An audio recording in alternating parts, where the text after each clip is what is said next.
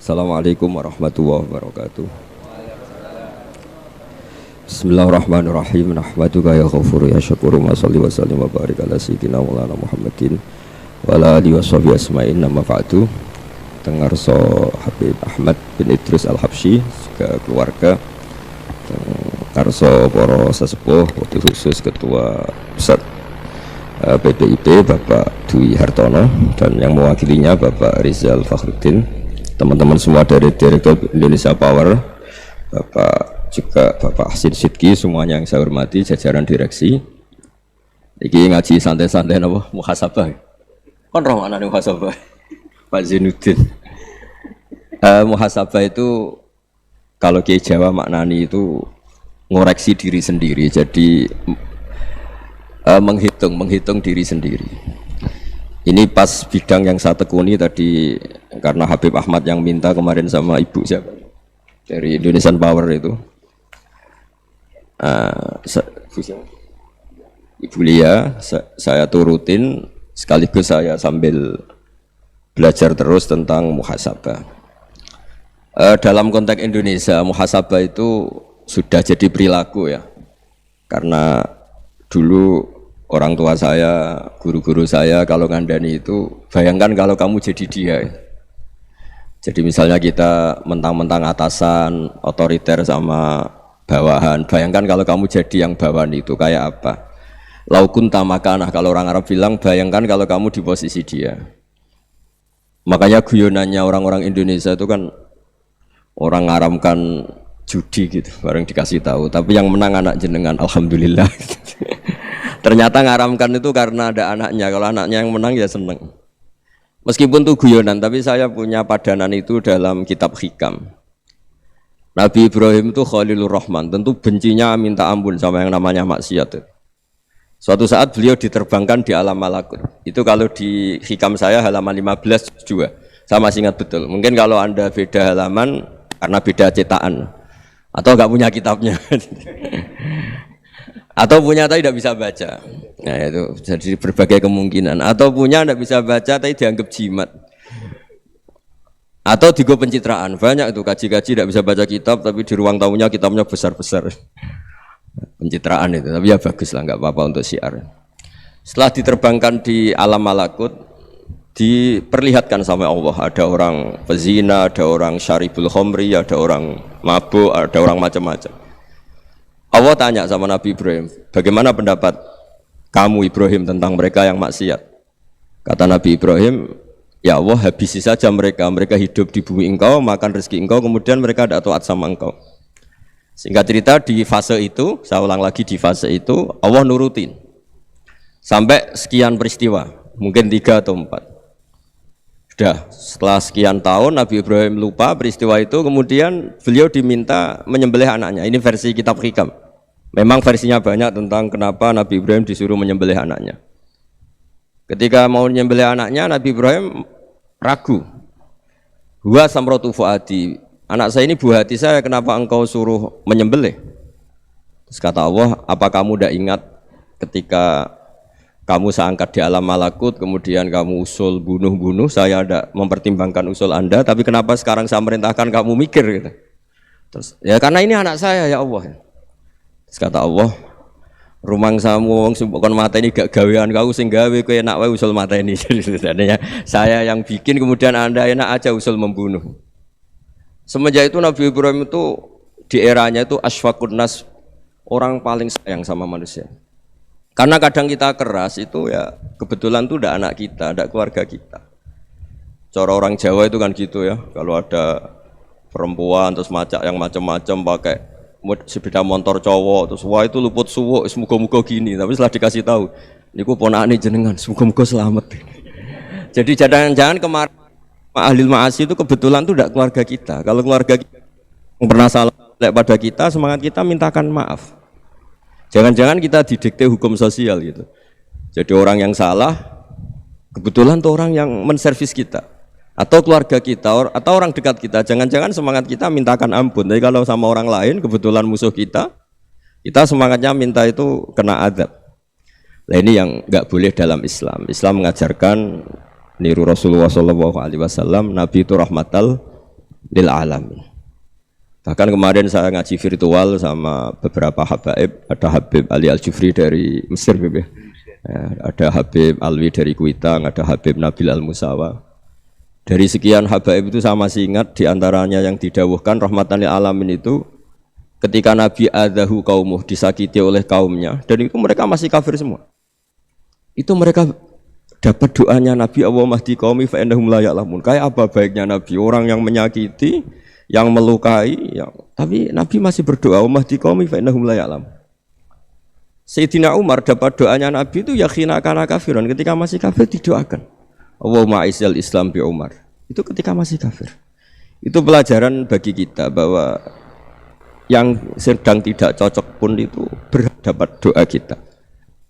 Ya doa supaya kondisi kita baik, hari tambah baik. Karena agama ini saya berkali-kali bilang limangka nayarjuwa wal yaumal akhir. Agama ini diperuntukkan bagi yang selalu punya harapan pada Allah Subhanahu wa taala. Saya cerita muhasabah ini tentang hubungan kita dengan Allah. Di Indonesia itu banyak orang fasik, banyak orang nakal. Ya di mana-mana orang nakal itu ya mayoritas wa aksaruhum fasikun. Tapi berkahnya harapan. Mungkin saya kira nakal sok benda, mungkin saya kira sholat sok ben sholat, mungkin sekarang belum sakho, belum dermawan, suatu saat dermawan. Barokahnya itu kefasikan ini dianggap sementara, sedang fasik, sedang tidak benar. Karena kiai-kiai kita, para guru-guru kita, para habaib utamanya itu mesti bilang semoga husnul khotimah. Nah barokahnya doa itu semoga husnul khotimah itu menjadikan satu pola sosial. Yang sedang fasik ini masih diharapkan jadi lebih baik, jadi lebih sehingga kita tidak ngambil sikap ekstrim yang ingin menghabisi atau ingin mengadili, tidak, karena selalu kita punya harapan. Dan agama ini limangka narjuwa wal yaumil akhir.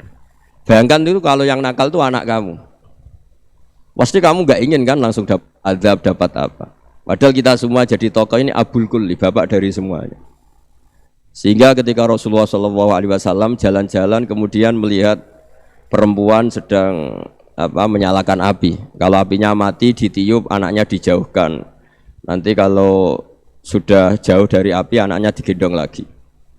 Terus kata Rasulullah matur ke semua sahabat, "Ara'aitum anna hadhihi tarikhatan waladaha 'alan nar." Apa kamu berpendapat bahwa perempuan ini akan melemparkan anaknya ke neraka? Tidak ya Rasulullah. Tidak akan seorang ibu melemparkan anaknya ke api. Terus kata Rasulullah, Allahu arhamu min hadih biwaladiha. Allah lebih rahman, lebih rahim dibanding orang tua ini kepada anaknya. Ini yang harus kita kenalkan terus, kita kampanyakan terus, supaya orang hubungannya dengan Allah itu nyaman, asik. Sehingga dengan demikian selalu ada harapan bahwa yang sedang nakal ini suatu saat tobat. Kita tidak boleh menghukumi pasti begini, pasti gini, itu tidak wilayah kita. Itu juga yang dicontohkan Rasulullah SAW. Secara lahir Nabi itu enggak berkenan sama Wahsy, karena Wahsy itu salahnya salah fatal karena membunuh ahabban nasi ila Rasulillah, yaitu membunuh Sayyid Hamzah. Jadi ketika Wahsy tobat, Nabi itu nerima tobatnya. Dan ketika beliau dengan basariyahnya enggak siap ketemu Wahsy karena harus ingat Sayyid Hamzah, basariyahnya diturutin. Oke, kamu iman saya turutin, tapi jangan sering ketemu saya. Karena kalau ketemu kamu saya masih ingat sama paman saya Sayyid Hamzah. Kita bisa ngelola seperti itu. Kita tidak cocok sama orang, bagaimanapun mereka umat Rasulullah SAW, kita tetap mencintai mereka. Misalnya kalau beda agama, mereka sama-sama orang Indonesia, kita mencintai mereka atas nama warga Indonesia. Tapi kalau misalnya potongannya ora cocok, beda kultur, bawaannya itu mangkel no coro Jawa, ya bisa diilmoni, jangan ketemu. Wong sudah tidak cocok, ingin ketemu nyari solusi. Roh ini tok seneng itu kan ya repot itu. Ya sudah kalau nggak mati cocok ya jangan sering ketemu. Dan itu kita bisa memanage seperti itu tuh bisa. Saya berkali-kali cerita tentang Imam Syafi'i. Kalau dikasih tahu ya Imam Abu Abdillah, panggilannya Imam Syafi'i, tetangga Anda ini ternyata banyak yang nggak senang Anda. Jawabnya beliau senang. Ya bagus kalau nggak senang saya, ndak utang saya katanya. Jadi gara-gara sampean seneng aku ngatur aku ini kan. Dan mungkin sampean ra seneng kan ya enak. Jadi hidup itu dianggap happy. Kalau seneng ya teman silaturahim, kalau nggak seneng ya nggak bakal utang gitu. Baru kaya seneng itu nggak ganggu. Gitu. Jadi dulu itu orang bisa ngelola seneng tidak seneng itu bisa, karena ada kearifan hubungan dengan Allah Subhanahu wa Ta'ala. Hidupnya selesai karena masyghul bi dzikrillah, mereka sibuk dengan Allah. Makanya kata ulama-ulama tasawuf, kamu jangan melihat manusia perilakunya, tapi kamu juga harus ingat yang gerakkan semua itu Allah Subhanahu wa taala. Dengan demikian kita faroh, kita senang. Makanya Nabi kalau ngutus Anas bin Malik kemudian enggak kesampaian yang diinginkan karena Anas main, ketika garwa-garwane Nabi agak tersinggung, Nabi andaikan Allah menghendaki yang saya inginkan kesampaian, pasti itu kesampaian. Jadi dianggap kegagalan Anas enggak manggil yang dituju Nabi itu ya kersane Allah, ya enteng saja. Sayyidina Ali lebih parah lagi yang dialamin. Itu dalam-dalam beliau kalau dipanggil tuh enggak cepat-cepat ke sana. Ketika ditanya, "Kenapa kamu tak panggil enggak cepat ke saya?" "Amin tu ukubatak." Karena aku tahu engkau orang baik. Orang baik itu pemaaf. Jadi makanya orang-orang soleh dulu itu bodoni itu. Makanya sekarang kalau ada orang bodoni itu mesti bidik orang soleh. Kalau orang-orang soleh itu kakean husnudzon akhirnya sering dibodonin. Abdul bin Umar itu masyhur itu. Kalau ada budaknya sering sholat, sergap sholat itu dimerdekakan. Akhirnya enggak sholat pun pura-pura sholat. Akhirnya juga dimerdekakan. Ketika ditanya, "Kenapa engkau merdekakan?" Padahal mereka sholatnya menipu engkau, kata pembisik-pembisik itu. "Man khoda'ana lillah in khoda'na lah." Dia nipu atas nama Allah, berarti saat tertipu juga atas nama Allah, enggak masalah dong, semuanya demi Allah Subhanahu wa taala. Jadi ketika kita mensifati Allah taala itu ghafir. Allah pemaaf.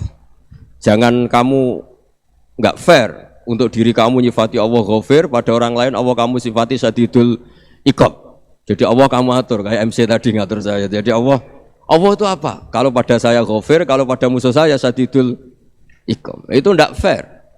Kalau Anda punya harapan kepada Allah karena Allah Rahman Rahim, Allah Ghafir, sebenarnya Allah pada musuh kita ya bisa saja Allah Ghafir, bisa saja Allah Rahman Rahim. Sehingga kita melihat orang lain yang kita tidak cocok itu ya enteng saja.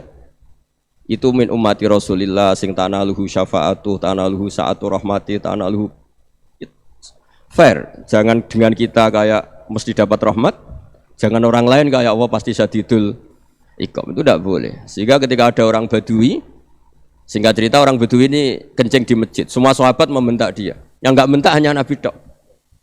Saking mangkalnya orang ini karena semua sahabat bentak kecuali Nabi. Setelah dibenarin Nabi, terus Nabi nyuruh sabbu ali dhanuban min ma'in. Setelah disucikan masjid itu, dia berdoa keras sekali. Allahumma arhamni wa Muhammadan wa la tarham ma'ana ahadan.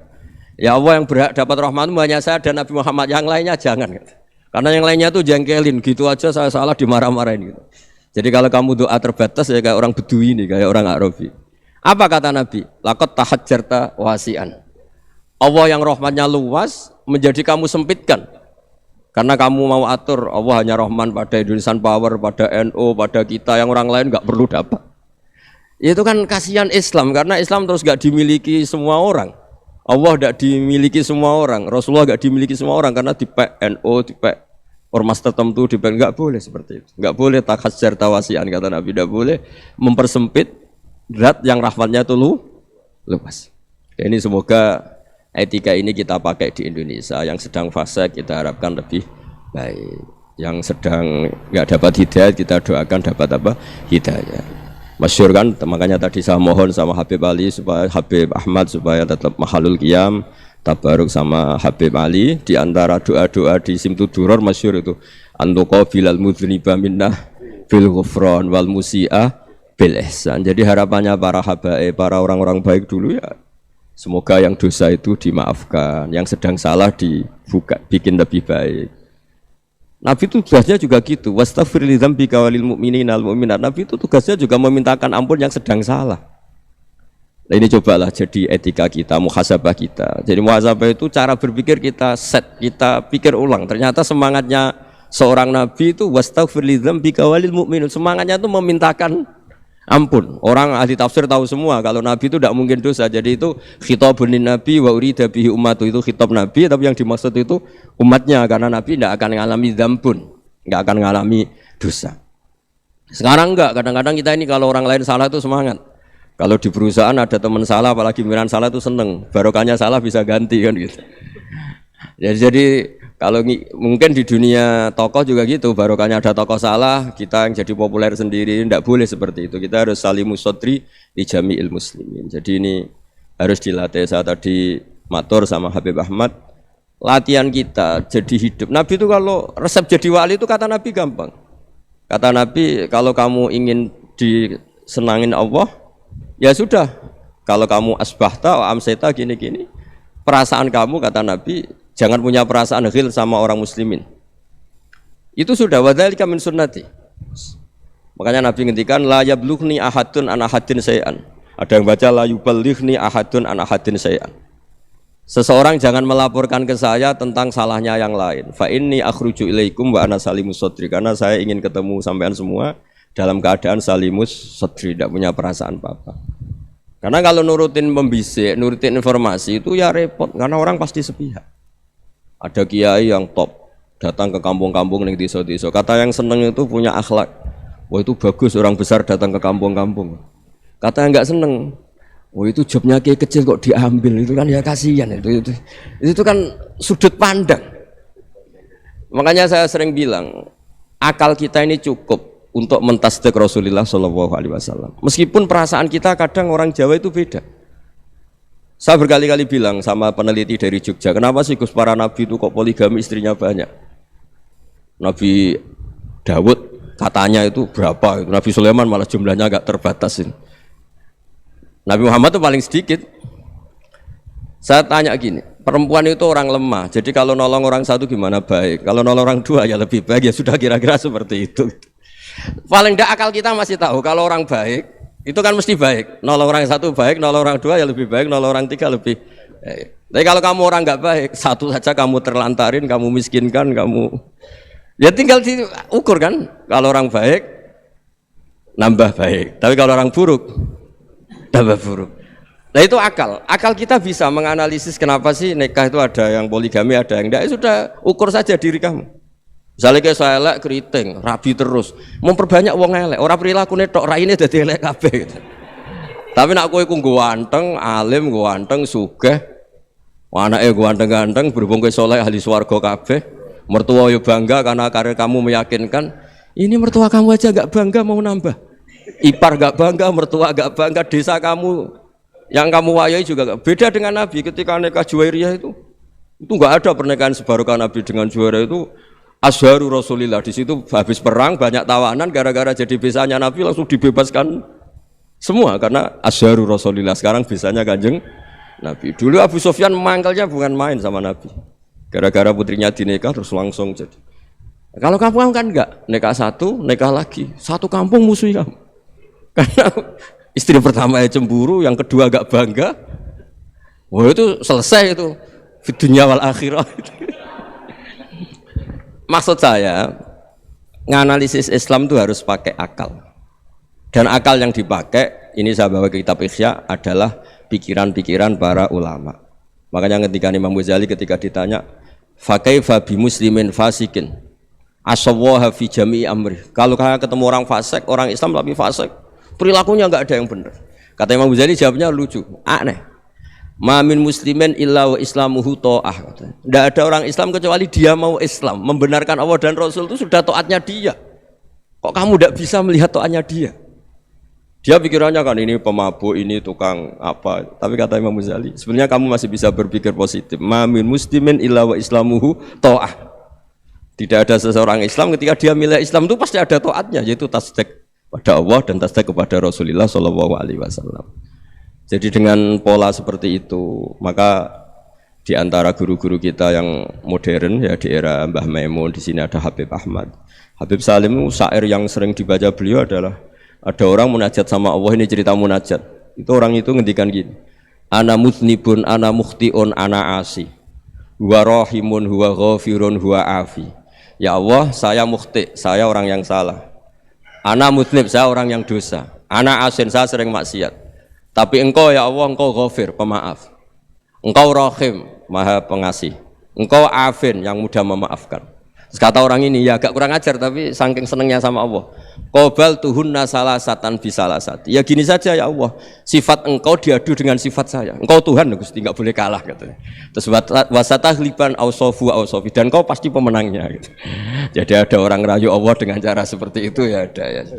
Saya ini manusia, salah saya banyak. Engkau ampunannya banyak.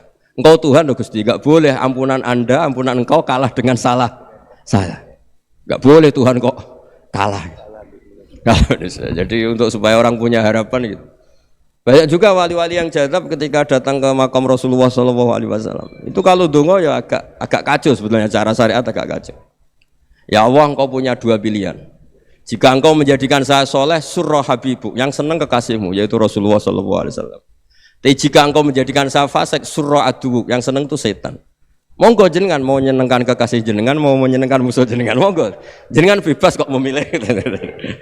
Mestinya Allah ya senang menyenangkan kekasihnya. Jadi ya, intinya Allah dipaksa untuk menjadikan dia orang soleh gitu. Jadi kayak kemarin itu Pak Bu siapa yang kesini itu, yang sama jenengan kuliah kesini itu sama Habib Ahmad. Saya pertama nggak mau, lama-lama Habib Ahmad. Ini gimana Gus? Orang taunya saya dekat jenengan, kalau nggak kasil saya waduh. Ini kayak doanya wali yang tadi. Nggak punya pilihan, nggak ada pilihan. Jadi saya mohon muhasabah itu dimulai cara berpikir. Makanya di sini sebetulnya tag ini supaya dapat barokahnya Ihya. Ini kitab yang disenangi para habaib, para ulama. Sebetulnya tag di muhasabah itu redaksinya gini ya, yang lengkap. Hasibu anfusakum qabla an tuhasabu, wazinuha qabla an tuzanu, wa tahayya'u lil ardil akbar. Jadi ada kata wazinu, jadi ukur. Perilaku Anda ini diukur, ditakar. Misalnya kita sebagai suami kan ya punya hal-hal yang kita tidak ideal. Cara wong Jawa mesti pesek. Cara rezeki ya pas-pasan itu. Dan kita juga kalau makanya nggak boleh tanya istri begini, apa saya cinta pertama Anda? Pasti Anda kecewa. Orang jadi istri hanya korban terakhir gitu. Sudah. Karena orang kalau ngelamar kemana-mana gak jadi, yang jadi istri itu pasti korban terakhir gitu. Jarang istri pilihan pertama, jarang. Ayo semua yang nikah. Rata-rata itu pilihan Anda pertama Pak, dari sekian ditolak di mana-mana terus. Ya perempuan terakhir. Kamu juga korban terakhir gitu. Itu wali-wali dulu kalau ngandani kita itu sederhana. Antal ini masyhur diceritakan Habib Zain bin Semit dalam kitab Al-Manhajus Sawi. Antalam tajid min nafsika kullama turid. Fa kaifa turidu min ghairika kullama turid. Kamu yang ingin ideal saja, kamu tidak menemukan pada diri kamu untuk menjadi ideal. Kamu kan ingin ganteng, ingin punya uang banyak, ingin perilaku Anda sempurna. Anda saja yang punya keinginan tidak bisa mewujudkan keinginan Anda sendiri. Fa kaifa turidu min ghairika ma turid. Jadi antalam tajid min nafsika kullama turid. Fa kaifa turidu min ghairika kullama turid. Kamu yang punya keinginan saja. Misalnya saya ingin punya uang banyak, perilaku saya selalu benar, gak pernah salah. Loh, saya yang ingin saja dengan diri saya nggak bisa untuk benar terus. Kok kamu berharap orang lain selalu benar? Jadi antalam tajid ya sama. Kalau kamu menuntut istri kamu itu ramah, neriman, apa kamu neriman sama wajah istri Anda gitu? Engkau ya pola neng dindi jajaki sana jajaki sini kamu sendiri tidak kona apa. Jadi itu nasihat yang luar biasa. Antalam tajid min nafsika kullama turid, fa kaifa turidu min ghairika kullama turid. Kamu mau menghormati semua orang? Tidak mau kan? Kemudian Anda berharap semua orang menghormati kamu. Kamu tidak ingin kan orang lain semua menghujat kamu. Sementara kamu enak aja menghujat orang lain. Makanya Rasulullah SAW itu luar biasa ketika bikin kaidah sosial. Apa la yu'minu ahadukum hatta yuhibba li akhihi ma yuhibbu li nafsi. Jadi kalau ukuran iman itu sederhana. Kalau sesuatu itu baik, nyaman bagi Anda ya bayangkan itu pada teman Anda. Misalnya Anda bangun tidur sudah acak-acakan, enggak punya uang, utang jatuh tempo, kan enggak ingin ketemu orang. Ya kamu jangan bertamu ke jenis ini karena dengan kamu yang alami juga enggak siap ketemu orang. Makanya ada Habib Alim itu dilapuri sama seseorang. Beb, dulu teman saya itu ketika saya kaya itu sering main ke saya. Setelah saya miskin, mereka tidak main ke saya. Kata Habib itu bagus, sunnah Allah begitu itu bagus. Coba kalau kamu dulu kaya, teman kamu main kan kamu gaya, di rumah ada makanan, bisa hormat tamu. Setelah kamu miskin jadi buruh manol di pasar atau buruh bikin botol, teman kamu datang, malu enggak kamu? Mendingan enggak datang gitu. Akhirnya baru, oh ya alhamdulillah kalau gitu. Loh ya kan dulu teman kita datang, kita ada Alphard, istri cantik, rumah bagus. Lah kita miskin, buruhnya orang pas dibentak-bentak, teman kamu udah datang. Milih datang kamu enggak kalau setelah kamu jatuh? Enggak kan? Jadi barokahnya ilmu itu terus. Ya, tapi kadang-kadang orang tuh, wah setelah saya miskin teman-teman tidak kasih ke sini. Ya kalau kamu sudah jatuh teman-teman kamu ke situ jadi tontonan. Ya mulai sekarang cara berpikir itu dirubah. Dulu yang namanya kiai itu kalau diundang orang itu ya agak-agak senang. Semenjak saya itu agak rubah. Mengundang kiai, ngatur kiai itu tak haram-haramkan ya ada lumayan lah sekarang itu sudah mulai agak beretika. Dulu itu ngundang tuh tanggalnya ditentukan, jamnya ditentukan, enggak mikir apa kiai saat itu nganggur, enggak. Punya wadifah, enggak. Dia milih tanggal yang dia nganggur, enggak mikir pas itu kiainya nganggur apa, enggak. Ya saya hanya cerita aja, kamu tersinggung ya monggo, boten ya monggo itu kan. Jadi saya mohonlah supaya tadi saya juga matur ke Habib Ahmad. Jadi untuk orang merasa ikut sunnah Rasul itu gampang sekali kata Sayyid Muhammad. Dulu Nabi berpakaian ala daerahnya. Kalau mikot ya pakai mikotu baladi. Karena Nabi orang Madinah dan beliau berdomisili di Madinah ya misalnya mikotnya dari Bir Ali misalnya. Tapi kalau Anda orang kawasan Tanim mau umrah ya dari Tanim. Misalnya kawasan Jirona ya dari Jirona. Artinya apa? Kamu ngambil mikot karena Nabi mikot misalnya dari Bir Ali. Bukan berarti kamu harus seperti Nabi di Bir Ali, kamu orang Mekah, misalnya kamu orang Tanim, orang dia harus dari mikotu apa? Baladi. Sama, makanya di fikih-fikih itu kalau teknik anak, Nabi orang Arab, halawiyatnya kurma ya kurma. Kalau orang Jawa sedegan, semua podo-podo. Ya, podo-podo manis. Jadi ini tabaruk sama Sayyid Muhammad, ini ada murid beliau, Habib Ahmad, saya baca. Supaya orang itu merasa ikut Nabi itu gampang sekali. Ini saya baca ya di halaman tadi, disaksikan Habib Ahmad 433 di kitab apa begini Manhajus Salaf fi Fahmin Nusus. Itu kata Sayyid Muhammad wa kanat sunnatu Rasulillah annahu yat'amu ma yajiduhu fi ardi wa yalbasu ma yajidu wa yarkabu ma yajidu mimma abahu wa ta'ala. Faman istamala ma yajiduhu fi ardi fa huwa al-muttabi' lis sunnah. Kama annahu hajjal baita min madinati. Faman hajjal baita min madinati nafsi fa huwa al-muttabi' lis sunnah wa illam takun hadhil madinatu tilka. Jadi intinya misalnya Nabi dulu itu ngasih sodakoh kepada fakir miskin ya pakai dinar, dirham. Ya kalau orang misalnya sodakoh pakai rupiah ya sudah ikut sunnah Nabi. Jangan, lu Nabi pakai dinar loh, kamu kok pakai rupiah. Dulu dinarnya Nabi udah ada tulisannya Bank Indonesia, kamu ada tulisannya Bank. Ya tidak ada seperti itu. Ya jadi misalnya Nabi sodakoh pakai tamar atau pakai al-aqid, ya kita pakai beras, pakai apa. Supaya orang tuh bahwa Rasulullah itu milik kafatal linnas, milik semuanya. Sehingga merasa ikut sunnah Nabi itu ya semuanya. Makanya dulu Mbah Mun kalau motivasi saya supaya bombong, kalau orang Jawa bilang bombong. Wong Jawa mesti ono wong alim. Beliau menyontohkan mas itu Mbah Fadol, Senori, Mbah Ihsan Jambes. Itu bisa ngarang-ngarang kitab luar biasa, padahal beliau bukan orang Arab. Imam Sibawai itu orang Persia, Imam Ghazali orang Tus itu juga ikut Persia. Kata Imam Mun, wong sing ora Arab lah mesti untuk jatah alim kata beliau, karena Nabi itu diutus kafatal linnas. Nanti kalau orang yang alim itu Arab tok berarti tidak ada perwakilan dari Afrika, dari Asia Tenggara, dari mana-mana. Makanya karena Nabi statusnya itu kafatal linnas. Jadi kita harus bangga sebagai Muslim, sebagai orang Indonesia karena misalnya Wali Kutub dulu terkenalnya hanya ada di Yaman, di mana. Ternyata pernah ada juga di Indonesia dan seperti Habib Abu Bakar Segaf Gresik. Jadi ya artinya kan tetap orang Indonesia meskipun beliau dzurriyyah Rasul kan ya sudah orang apa? Orang Indonesia. Dzurriyyahnya Habib Ali Simtuduror sekarang di Solo. Jadi Indonesia juga dapat alawin banyak dari Sadatin al-Alawin juga banyak. Jadi saya mohon barokahnya ngaji seperti ini. Melihat orang lain tuh gampang, bayangkan tuh kalau anak kamu. Makanya Nabi nanti kalau nggak percaya lihat di Hikam nomor 15 di kitab saya itu. Di situ dijelaskan oleh Hikam, jangan-jangan semangat Anda pada orang yang maksiat, pada orang yang keliru supaya dihukum itu karena kebetulan itu udah anak Anda, itu udah keluarga Anda. Coba kalau itu keluarga Anda. Makanya kalau saya guyonan di Jogja itu ada pembantu mecahkan piring terus dimarahi majikannya. Saya mesti guyon gitu. Pasti itu pembantunya tidak cantik. Kok bisa, Gus? Andekan cantik dan kamu senang mecahno piring satu, piring 1000 ora iso ngamuk. Ternyata ngamuknya itu karena mecahkan piring apa karena plus tidak cantik? Coba jawab para lelaki ini. Kamu marah sama orang maksiat tuh karena maksiat karena plus itu udah anak Anda. Bayangkan kalau itu anak Anda. Itu hebatnya Rasulullah SAW. Karena kita yang salah pun kadung umatnya, Nabi tetap ngasih fasilitas syafaati li ahlil kabair min ummati. Kayak apa baiknya Nabi? Tidak ikut maksiat tapi ikut fasilitasi ngasih syafaat. Loh kalau li ahlil ibadah kan wajar. Nabi ketika ini syafaati li ahlil kabair min ummati. Ya karena tadi logika yang dibangun Rasulullah itu logika yang luar biasa. Kita semangat orang lain kena hukuman itu karena kita tidak punya ra'fah, tidak punya rahmah.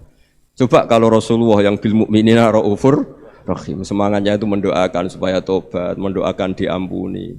Dan itu juga yang diperintahkan oleh Allah Subhanahu wa taala, wastaghfir li dzambika walil mu'minina wal mu'minat. Ya semoga barokahnya ngaji ini, barokahnya Habib Ahmad, barokahnya Maulid Simtud Duror, barokahnya semua kitab madaih tibak berjanji semuanya, barokahnya Ikhya, barokahnya Said Muhammad, barokahnya guru kita semua, Mbah Maimun, bapak saya. Kita ini ngikuti manhaj, ya, ngikuti apa? Manhaj. Saya sering didhawuhi Mbah Mun, kenapa ihdinas siratal mustaqim bukan siratoka? Bukan jalan engkau ya Allah, karena Allah itu enggak bisa kamu tiru. Allah itu tidak tidur, tidak makan, tidak kesel, tidak capek.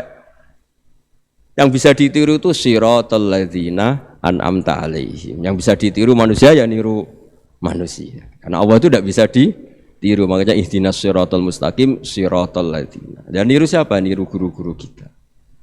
Termasuk niru cara pandang. Jadi misalnya ada orang awam di rumah itu hanya delok reng, delok tikus liwat, itu kan kayak nganggur. Kok ora tahajud malah mendelok reng. Melihatnya jangan gitu. Huwa tarokal ma'asiyah. Dia di rumahnya ndak dugem, ndak kemana-mana. Dia berarti malam itu tarkul ma'asi, tidak nyopet, tidak garong, tidak ke tempat maksiat.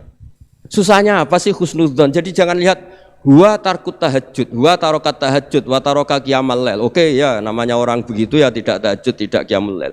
Tapi susahnya apa sih kamu bilang huwa tarokal ma'asiyah, dia juga meninggalkan maksiat, dan tarkul maksiat itu ibadah. Supaya orang tuh gampang lah husnudzon sama orang muslim. Ini orang mukmin, orang yang luar biasa. Di mata Allah itu orang yang luar biasa. Kayak tadi Imam Ghazali, kalau saya ketemu orang muslim kemudian dia tidak pernah baik, gimana? Kata Imam Ghazali, ma min muslimin illa wa islamuhu ta'ah. Tidak ada orang Islam ketika dia mentasdihkan Allah dan Rasulullah berarti dia juga punya taat. Ya ini latihan saja, sing iso nglakoni Habib Ahmad kula namung cerita mawon. Kula cerita secara akademik, saya punya kitab, saya baca dan alhamdulillah kita paham barokahnya para guru dan supaya terbiasalah sebaik-baiknya ibadah husnudzon billah wa husnudzon bil mu'minin. Soal tidak cocok ya diilmoni tadi ya, namanya enggak cocok ya jangan sering ketemu. Seperti Rasulullah SAW, beliau karena sangat mencintai Said Hamzah, ketemu orang yang pernah begitu sama Said Hamzah ya beliau secara basyariah tidak siap. Tapi beliau secara cara bahasa sekarang secara profesional kalau beliau seorang nabi dan harus menerima tobatnya siapapun ya diterima.